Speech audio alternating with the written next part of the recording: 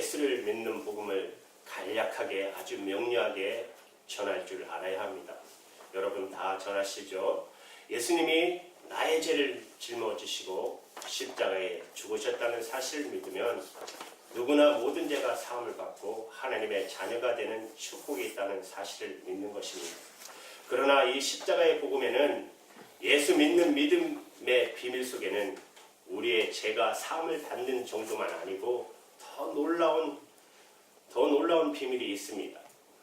그것은 우리를 끊임없이 죄짓게 만드는 우리 악한 본성, 그것을 성경은 옛사람이라고 말하고 우리가 흔히 자아라고 말합니다.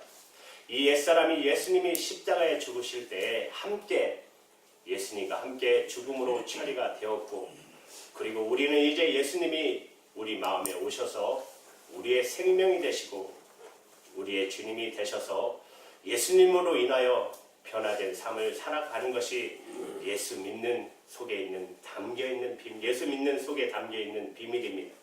그러면 누구든지 예수를 믿으면 삶이 변하게 되어 있습니다. 이 비밀을 가장 분명하고도 가장 간단하게 압축해서 증거하고 있는 성경 구절이 오늘 본문의 말씀이에요. 사도 바울이 예수를 믿는 것이 무엇인가를 고백하기를 오늘 20절에 내가 그리스도와 함께 십자가에 못 박혔나니 그런즉 이제는 내가 사는 것이 아니요 오직 내 안에 그리스도께서 사시는 것이다. 이것이 십자가의 복음의 핵심입니다. 이제는 내가 사는 것이 아니고 내 안에 그리스도가 사시는 거예요. 이제 내가 육체 가운데 사는 것은 나를 사랑하사 나를 위하여 자기 자신을 버리신 하나님의 아들 믿는 믿음 안에서 사는 것이다. 예수를 믿고 산다는 것은 예수님과 함께 나는 죽고 이제 예수님으로 살게 되었다는 사실을 말하는 것입니다. 그러면 사람이 안 바뀔 수가 없어요. 나는 옛사람이 죽었고 예수님으로 사니 삶이 안 바뀔 수가 없는 것이죠. 이런 예수 믿고 변화된 삶을 가장 먼저 가장 놀랍게 경험하는 것이 가정입니다. 가정에서 어떻게 숨길 수 있겠어요? 사람이 변화된 것을 어떻게 가정에서 감출 수 있겠어요? 그래서 예수 믿는 가장 놀라운 증거는 가정에서 나타나게 되어 있어요. 가정에서 나타나야 그 사람이 진짜 예수 믿는 것입니다. 그런데 안타까운 것은 많은 크리스찬 가운데 정반대의 현상이 나타나는 경우가 있어요. 교회에서는 굉장히 예수를 잘 믿는 사람처럼 보이는데 가정에 들어가면 전혀 신뢰를 받지 못하는 분들이 있어요. 여러분, 가정 밖에 나오면 사람들과의 관계가 다 좋으시죠. 우리에게는 인간관계는 생존과도 직결되는 문제입니다. 윗사람에게는 잘하고 아랫사람들에게 신뢰를 얻고 그리고 동료들, 친구들에게 좋은 관계를 유지하고 살려고 무단히 정말 애를 써요. 그래서 다 좋은 사람으로 평가를 들으려고 합니다. 그런데 여러분, 그만큼 가정에서 남편과 아내에게, 부모와 자녀들에게 잘 하십니까? 가정 밖에 있는 사람들에게 하듯이 그렇게 가족들에게 신경을 쓰고 또 좋은 평가를 받으시나요? 예수를 믿는 크리스찬 중에서 바깥에서는 인정받으시는데 가정에서는 그렇지 못한 분들이 있습니다. 이런 일이 있다 보니 예수를 믿어도 사람이 완전히 변하는 것이 아닌가 보다 그렇게 생각하는 분이 참 많아요. 여러분, 절대 그렇지 않아요. 예수를 믿어도 사람이 안 변하는 일이 있는 게 아니고 예수를 바로 믿지 못하니까 진정한 변화가 일어나지 않는 것이에요. 겉으로는 예수를 잘 믿고 정말 하나님 뜻대로 사는 것처럼 보여도 여러분, 가족은 숨길 수 없잖아요. 그래서 가족들 가운데 인정받고 가정 안에서 일어나는 변화가 있어야 비로소 제대로 예수 믿는 열매가 있다고 볼 수 있어요. 여러분, 우리가 정말 예수를 믿는지, 내가 예수를 진짜 믿는데도 주님은 우리 가정에서 역사를 안 해주시는 건지 한번 우리 자신을 점검해 보시기 바랍니다.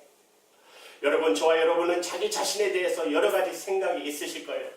나는 어떤 사람이다. 저와 여러분은 이렇게 교회에 나와서 예배 보니까 교회에 나오는 사람이야, 이렇게 생각하실 것입니다. 그렇다면 여러분이 죽었다고 정말 그렇게 믿으십니까? 그 점에 대해서 많은 분들이 대답을 하지 못해요. 나는 분명히 예수 믿고 교회에 다니는 사람이야. 그 점에 대해서는 분명하게 대답을 하는데 그런데 나는 죽었나? 그건 잘 모르겠어. 이런 분도 있고 심지어 나는 안 죽었어. 이런 분도 보게 돼요. 문제가 있어요. 예수를 믿는데 문제가 있는 것이에요.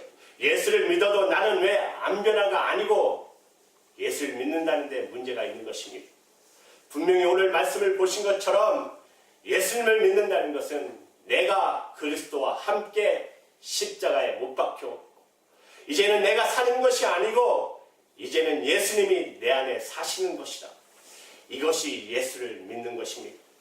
그런데 문제는 나는 죽었는지 안 죽었는지 잘 모르겠다. 어떻게 그러면서 예수 믿는다고 말할 수 있겠어요? 저와 여러분이 여러분의 가정 안에서 정말 예수 그리스도로 인한 변화가 일어나는지, 예수 믿으면 정말 가정의 변화가 오는 건지, 여러분이 배우자를 변화시키려고 하지 말고 부모를 변화시켜달라고, 자녀들을 변화시켜달라고 기도하기 전에 먼저 여러분 자신이 예수님 앞에 분명하게 예수님을 믿으셔야 돼요. 예수님을 믿으라는 말은 나는 죽었습니다입니다. 예수님 이제는 내 생명이십니다 하는 사실을 가정 안에서 분명하게 고백하시라는 것입니다. 그것이 하나님의 여러분과 저에게 원하시는 거예요. 여러분, 나는 죽었습니다. 여러분의 죽음을 가정 안에서 고백하게 될 때 비로소 예수님이 역사하실 수 있는 것입니다. 여러분, 가나안 혼인 장치에서 물이 포도주가 된 기적이 어떻게 일어났어요? 예수님이 손님이실 때는 아무것도 하지 못하셨어요. 예수님이 주인의 위치에 서시니까 물이 포도주가 되는 기적이 일어났잖아요. 여러분이 죽었다고 고백하지 못하면 예수님은 손님이실 수밖에 없어요. 여러분, 내가 죽었다고 고백할 때 비로소 예수님은 여러분을 통해서 역사하시는 것입니다. 여러분, 저와 여러분이 얼마나 자기 중심적이시지 아십니까? 지독하게 자기 생각만 합니다. 철저하게 자기만 생각해요. 예수님이 역사하지 못하는 것 가장 큰 걸림돌은 우리 자신이 죽지 않고 살아있는 것이에요. 무슨 소리가 있잖아요. 영어 시간에 영어 선생님이 아이들에게 영어 단어 외우는 비결을 가르쳐 주었어요. 20번만 그 단어를 너희 입으로 큰 소리 한 번만 읽어봐. 그러면 너희 정도 되면 너희 것들이 다 될 거야. 그 단어가 다 너희 것이 될 거야. 그랬더니 그 말을 들은 순이가 철수 20번을 그렇게 했잖아요.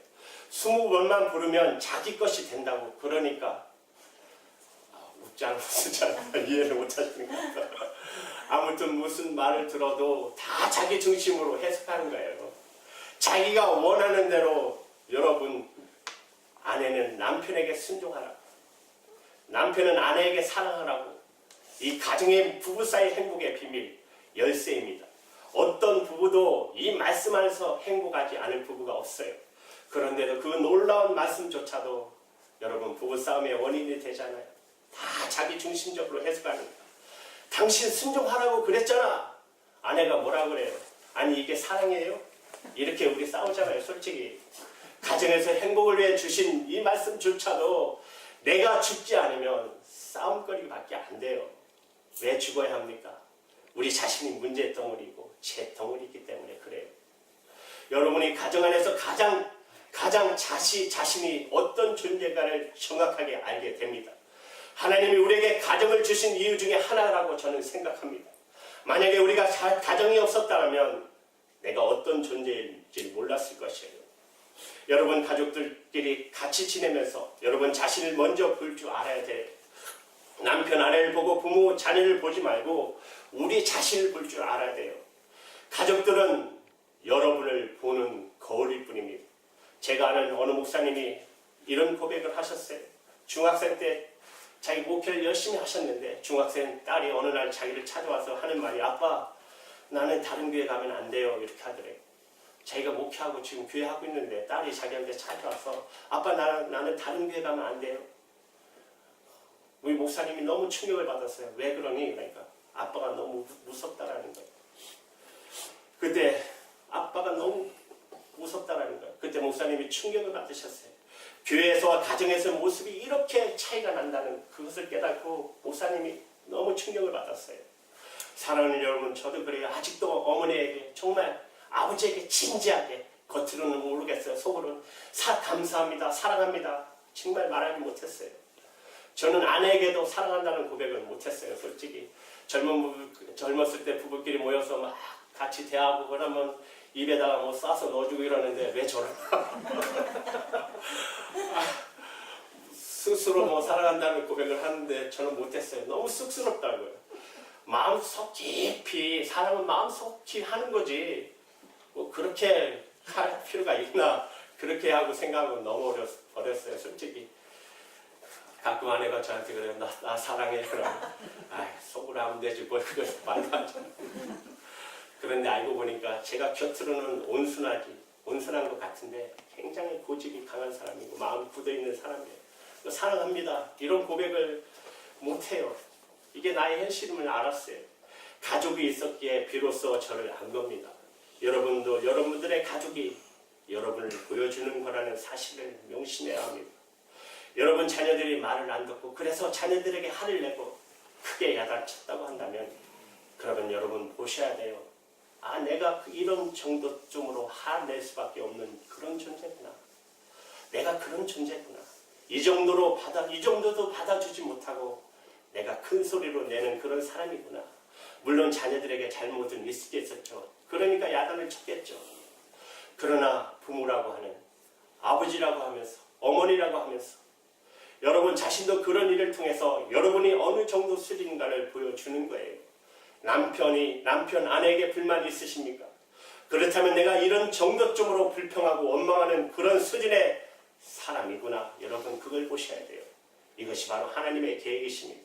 하나님께서는 우리가 가정에서 겪는 모든 일에 있어서 우리가 어떤 사람인가를 먼저 보게 하십니다. 내가 어떤 사람인지를 보지 않고 그리고 부모가 어떻고 자녀들이 어떻고 남편 아내가 어떻다고 하면 영원히 그 문제 풀어지지 않아요. 문제가 생겼다면 결국 내가 어떤 사람인가를 보게 하시는 것입니다. 여러분 어떤 사람인 것을 보았다면 그렇다면 여러분 왜 성경의 십자가의 복음을 만회하면서 나는 죽었습니다 라고 말하게 하는지를 알게 됩니다. 사도 바울이 이제는 내가 사는 것이 아니요 이것이 바로 하나님의 기적의 시작이었어요. 사도 바울에게 있어서 하나님의 역사의 시작이었어요. 여러분 자신을 알면 그러면 여러분의 죽음은 복음입니다.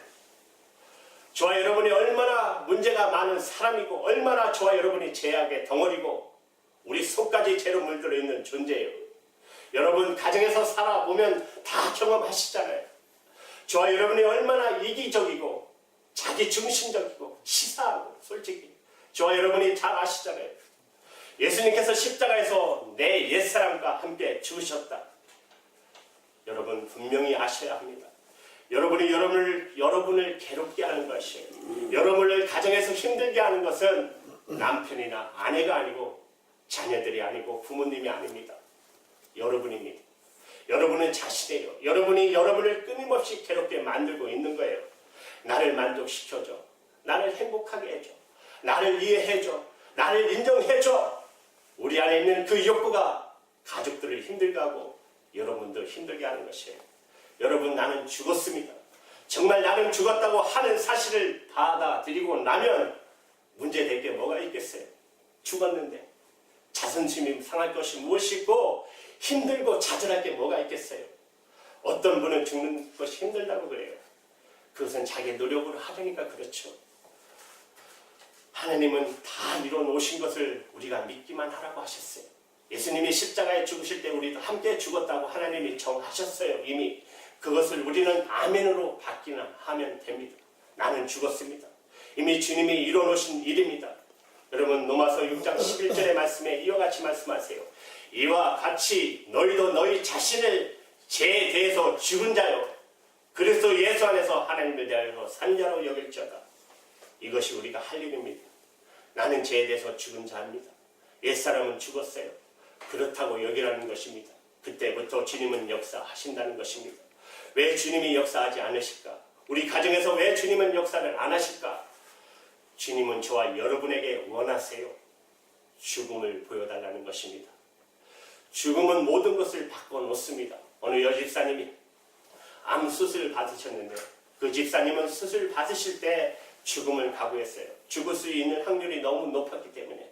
그런데 다행히 스스로 회복이 되셨어요. 그 집사님이 그 수술 받고 회복된 다음에 모든 것이 달라졌다고 고백해요. 자녀들의 식사를 준비하면서 여러 번 울었다고 그래요. 내 손으로 자식들에게 음식을 만들어 줄 수 있게 된 것이 얼마나 감사한지. 그전에는 지겨웠어요. 맨날 어떤 음식을 해줘야 하나. 남편이 출근할 때 옷을 챙겨주면서도 여러 번 울었다고 그래요.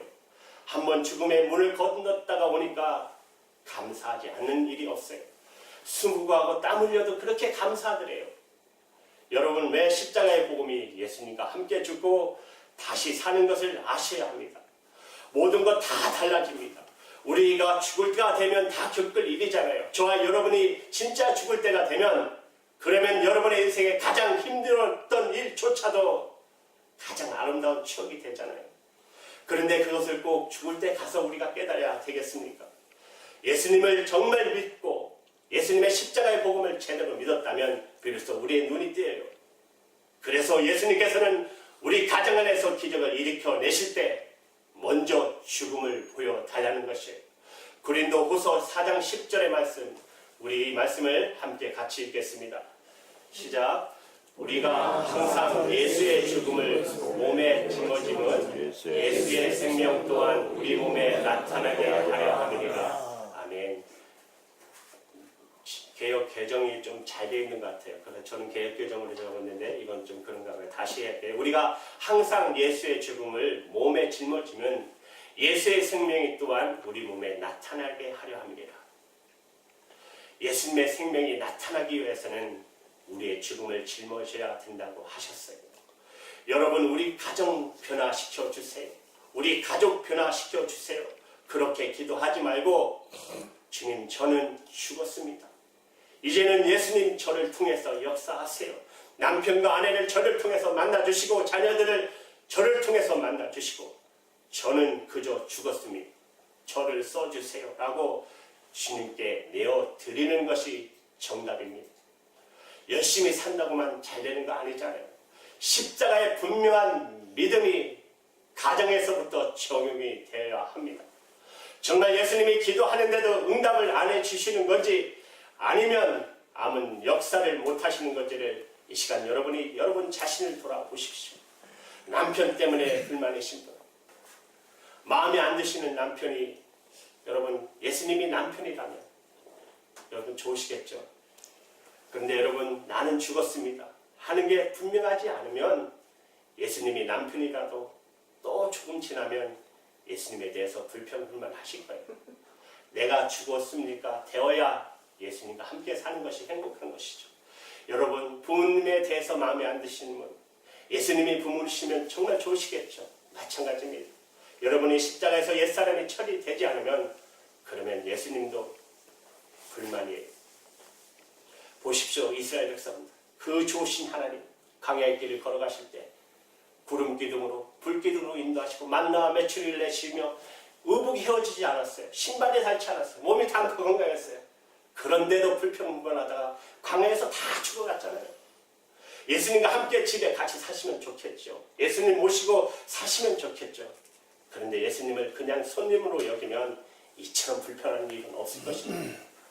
예수님을 손님으로 모시고 살면, 나는 죽고 예수님으로 사는 자가 되면, 예수님 집에 모시고 사면 정말 이것만큼 기쁘고 복된 일이 없잖아요.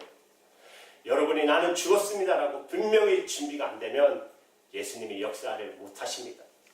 예수님이 역사를 안 해주신 건 아닙니다. 여러분 십자가의 복음을 분명히 하시라는 것입니다. 제가 그래도 목회자의 길을 걸으면서 기도할 때마다 하나님이 주셨던 말씀이 있어요. 너 죽어야 된다. 기도할 때마다 그런 말씀을 하세요. 너 죽어야 된다. 그것을 어렸을 때는 깨닫지 못했어요. 살아있을 때 문제가 발생하기 시작하더라고요. 가정도 그렇고 교회도 그렇고 모르게 사람과의 관계도 무너지기 시작하고, 아 이래서 나에게 하나님이 죽어야 된다 죽어야 한다는 말을 주셨구나. 가끔 아내가 저에게 그런 말을 했어요. 나를 보면서 죄송합니다. 용서하고 드셔야돼요. 나 저를 보면서 가끔 믿음의 도전을 받는다. 그런 말을 했었어요. 제가 여러분 교인들을 여러분들에게는 그대로 괜찮은 목사라고 보이게 하는 것은 어떻게든 할 수 있겠죠. 솔직히. 그런데 어떻게 제 아내의 눈을 감출 수 있겠어요? 제 아내는 제 실상을 너무 잘 알잖아요. 그런데 어떻게 제 아내가 저를 보고 믿음의 도전을 받았을까? 주님이 그래도 죽으라고 하는 주님의 말씀 때문이었다고 생각합니다. 주님께서 저에게 죽어야 한다. 그래서 죽으려고 정말 지금까지도 애를 쓰고 있어요. 제가 했겠습니까? 주님이 하셨죠. 여러분, 주님이 우리가 죽고 예수로 사는 복음을 주신 것은 우리의 힘으로 할 수 없는 우리 가정의 변화를 주님이 이루어 주시겠다고 하신 것입니다. 이것이 저와 여러분 모든 가정에 하나님이 허락하신 놀라운 축복인 것입니다. 이제 이 올해 여러분이 이 십자가의 복음이 가정 안에서 어떤 역사를 일으키는지를 여러분이 다 경험할 수 있게 되기를 주님의 이름으로 축복합니다. 기도하시겠습니다. 하나님.